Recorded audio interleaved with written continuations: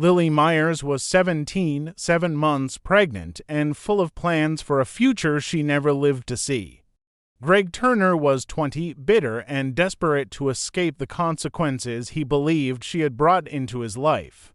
Hours before Lily vanished, she typed a chilling message: "If I die, it was Greg." What seemed like a cryptic warning would soon become the key to unraveling a murder that shocked an entire town.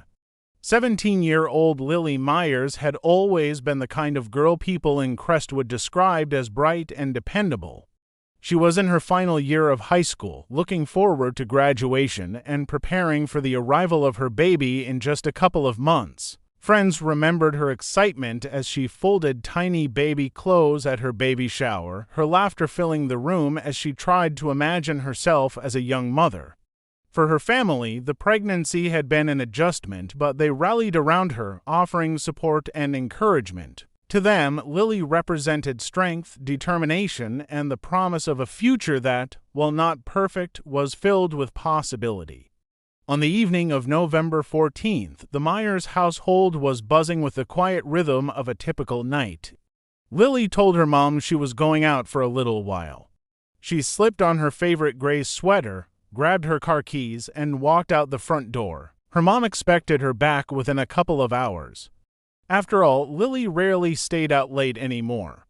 Pregnancy had slowed her down, and her nights usually ended curled up in bed, scrolling through her phone or watching videos about newborn care, but by midnight, worrying began to creep in. Her phone went straight to voicemail when her mom tried calling. By morning, panic had taken over. The first terrifying clue was her car, discovered by deputies the next day on a narrow dirt road that wound through the edge of Crestwood's dense woods. It wasn't just parked, it looked abandoned, hastily left behind. The driver's side door was unlocked. Inside, investigators found her charger still connected, an empty water bottle in the Q folder, and her sneakers lying on the floorboard. The detail that struck everyone the most was the absence of struggle inside the vehicle. It looked as though she had stepped out, expecting to return, and never did. Word of Lily's disappearance spread quickly. Small towns like Crestwood rarely faced tragedies of this magnitude, and when they did, it shook every resident to the core. Volunteers gathered almost immediately, searching fields, abandoned barns, and the riverbanks. Flashlights cut through the night as neighbors shouted her name, hoping against hope that she might be lost, hurt, or simply hiding. Parents held their children tighter, afraid of the unknown lurking so close to home. Her image, smiling and radiant, began to appear everywhere: on the bulletin board of the gas station, in the windows of the grocery store, even on the fence outside the local church. The photo showed a glowing teen with long brown hair falling across her shoulders, her hand resting proudly on her rounded stomach. That picture became the face of a mystery that unsettled an entire community. Behind closed doors, her family wrestled with dread. They knew Lily had no reason to run away. She had been excited for her baby, making lists of names and daydreaming about holding her child. Vanishing without a trace wasn't in her character. The unanswered question gnawed at everyone. If Lily hadn't left on her own, then who had taken her away from the life she was so eager to live? As the investigation into Lily Myers' disappearance gained momentum, detectives focused on what she might have left behind in her digital trail. Her phone, retrieved from the abandoned car, became the centerpiece of their work. At first, there was nothing unusual: text threads filled with cheerful conversations about baby names, reminders from her teachers, and notes from her family about errands. But then, buried among dozens of everyday exchanges, they uncovered a single message that shifted the entire direction of the case. Sent just hours before she vanished, it read, "If I die, it was Greg." The chilling text felt like a message from the grave. It was short, direct, and impossible to ignore. Investigators now had a name: Greg Turner. The discovery raised dozens of questions. Why would Lily believe Greg was capable of harming her? What had happened between them that could provoke such fear? Detectives began piecing together their history, learning that Greg and Lily had known each other for years. They had dated briefly the year before, though their relationship had fizzled out quickly. Friends described their time together as volatile.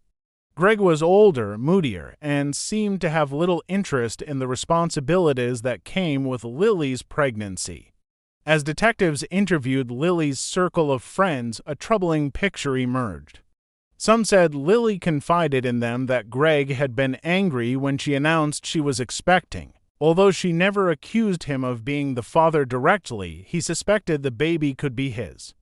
He had denied it outright, telling others it wasn't his problem. In the weeks leading up to her disappearance, Greg's behavior reportedly grew more hostile. Friends described late-night phone calls where he pressured her to stop ruining his life. One classmate told investigators that Lily seemed nervous whenever Greg's name came up, often changing the subject or brushing it aside. The text message now served as both a warning and a clue, but detectives knew they needed more than words on a screen to point fingers. They pulled records from Lily's phone carrier, which revealed something startling. On the night she went missing, she had multiple calls to Greg's number. The last was placed less than an hour before her car was found abandoned near the woods. This detail put Greg squarely in the spotlight. Detectives then traced Greg's social media activity.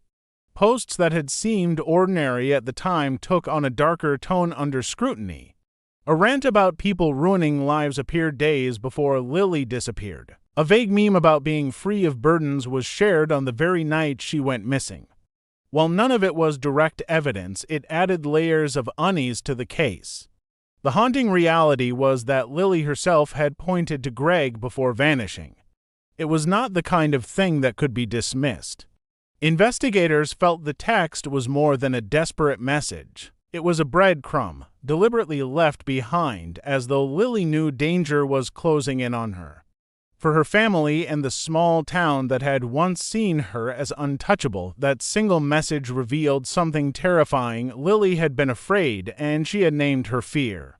When investigators finally turned their attention to Greg Turner, they approached him carefully, aware that Lily's message had already created a storm of suspicion. Greg was 20 years old, still living at home with his parents and working sporadically at a local auto repair shop. On the surface, he seemed like a young man without much direction, but those who knew him spoke of an unpredictable temper and a sharp edge that surfaced whenever he felt cornered. At first, Greg denied everything. He told detectives that he hadn't spoken to Lily in weeks and that their lives had been completely separate since they ended their short relationship. He painted himself as someone unfairly dragged into the drama of a missing girl. But as the questioning continued, cracks began to form in his story. Investigators already had Lily's phone records, and when confronted with the fact that she had called him the very night she disappeared, his account shifted. He admitted they had spoken, but insisted it was a brief and meaningless conversation. Detectives noted the inconsistencies, but what caught their attention even more were the fresh scratches on Greg's forearm. When asked about them, he brushed off the concern, saying his family's dog had clawed him while playing in the yard. It wasn't impossible, but the explanation felt too quick, too rehearsed. Combined with his nervous demeanor and shifting timeline, investigators left the interview convinced he was hiding more than he admitted. As the days passed, more troubling details surfaced. A neighbor reported seeing Greg's truck heading toward the wooded trail not long after Lily was last heard from. At the time, the sighting hadn't seemed significant. But after the discovery of Lily's car nearby, the neighbor came forward with the information. Investigators later obtained surveillance footage from a gas station along the same route. The video showed Greg's truck driving toward the area on the night Lily disappeared. Still, the evidence was circumstantial. The scratches could have come from a dog, the truck sighting could have been coincidence, and there was no proof that Lily had ever actually gotten into his vehicle. Without a body, the case against him remained thin, and Greg knew it. He acted calm when questioned again, repeating the same lines, even managing to sound insulted that anyone would suspect him. Too many in town, however, the suspicion was already cemented. Whispers followed him wherever he went, and some avoided him altogether. Behind closed doors, detectives debated their next steps. They had motive Greg's resistance to the pregnancy, his anger, and Lily's ominous text. They had opportunity, the late-night calls, the truck on the road. But what they lacked was proof that tied everything together. Until they found Lily, they could not move forward. For Lily's family, the suspicion surrounding Greg only deepened their fear. They couldn't ignore the message she had sent. To them, it was a clear warning, one that painted Greg as the threat she had anticipated. As the search dragged on and evidence slowly mounted, a sense of unease spread throughout Crestwood.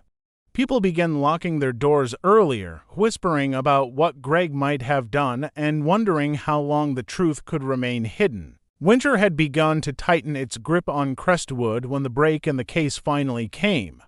Nearly 3 weeks after Lily vanished, 2 hunters wandering through the state forest stumbled on something they could never forget. Beneath a mound of leaves and branches, they noticed disturbed soil, uneven and dark, as though someone had tried to cover it in haste. When they pushed the brush aside, the unmistakable sight of human remains came into view.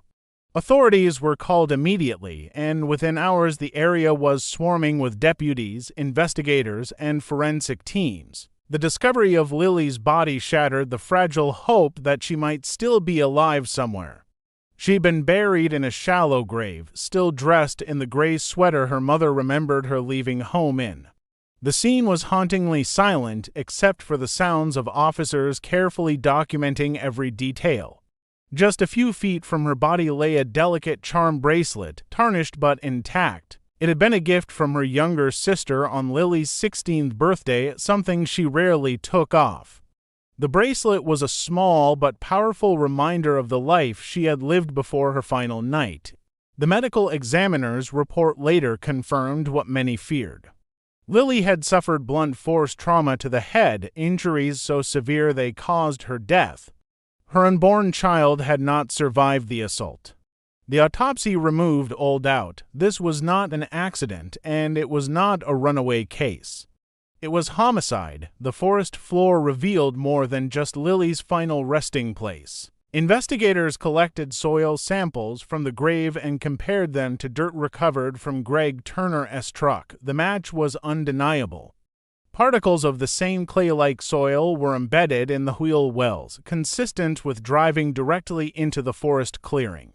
In addition, traces of Lily's DNA were found on the passenger seat, evidence that she had been in Greg's vehicle shortly before her death. Forensic specialists also examined the grave itself, noting how hastily it had been dug. The shallow depth suggested the killer had planned thoroughly or was in a rush to conceal the crime. Branches and leaves had been scattered over the site, but not nearly enough to hide it for long. It appeared to be an act of desperation rather than strategy, as though Greg had believed burying her quickly would erase suspicion. When news of the discovery reached Crestwood, the town's grief transformed into outrage.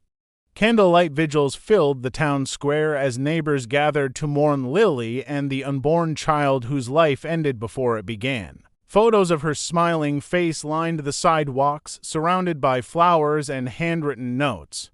For many, the heartbreak was worsened by the knowledge that Lily had tried to warn them. Her text message now felt prophetic, almost like her final attempt to ensure the truth would not be buried with her. The discovery in the woods turned the investigation from speculation to certainty. The whispers about Greg were no longer just suspicion. The evidence from the grave, the dirt on his truck, and the DNA inside his vehicle created a chain too strong to ignore. What had begun as a mystery was now becoming a case of justice waiting to be delivered. The trial of Greg Turner drew intense attention from the entire community of Crestwood and beyond. For weeks, the courthouse became the center of town life. Reporters lined the steps each morning, cameras flashing as Greg was escorted in, dressed in a suit that looked ill-fitting, his face pale and expressionless. Inside the courtroom, every seat was filled. Lily's family occupied the front row. clutching each other as hands as they listened to the evidence that would determine justice for both their daughter and her unborn child. The prosecution built its case piece by piece, starting with Lily's final text. Those words, "If I die, it was Greg," hung in the air like a shadow over the proceedings.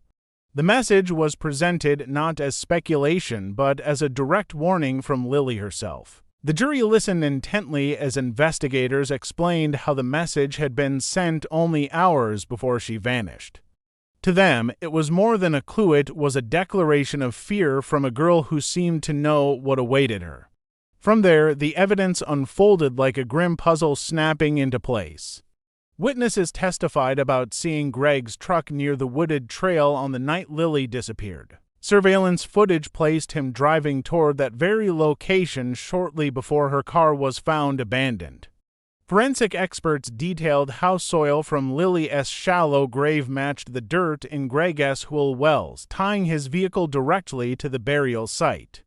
Then came the revelation that Lily's DNA had been discovered on his passenger seat, a fact that silenced the courtroom. The most damning evidence arrived in the form of a deleted text recovered from Greg's phone.